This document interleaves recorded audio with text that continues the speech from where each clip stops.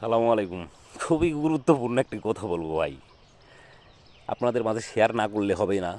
তো একটু মনোযোগ দিয়ে কথাগুলো শুনবেন আর পাশে থাকবেন।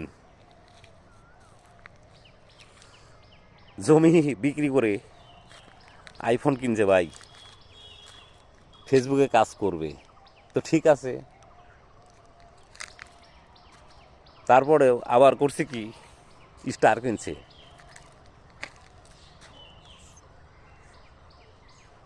এই এতে ওতে করে মোটামুটি সে 11 লক্ষ টাকার মতো খরচ করছে, করে ফেসবুকে কাজ করা শুরু করছে কন্টেন্ট ক্রিয়েটারে।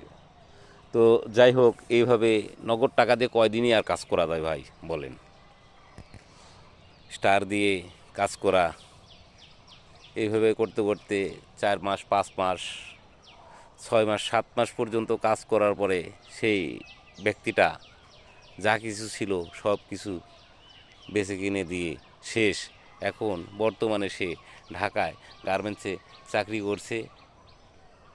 তো ওনার তো চাকরি হয় নাই, ওনার বউ গার্মেন্টসে চাকরি করছে, আর উনি আছেন আড়তে। তো বর্তমান কন্টেন্ট ক্রিয়েটারদের অবস্থা না বললেই নয়।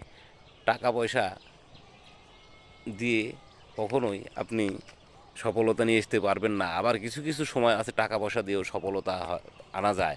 মানুষের মন জয় করাটাই সবচেয়ে বড় বিষয়। তাই বলছি, আল্লাহ যাকে দিবে তাকে বুক ভরেই দিবে, আর যাকে দিবে না তাকে কিছুই দিবে না কো।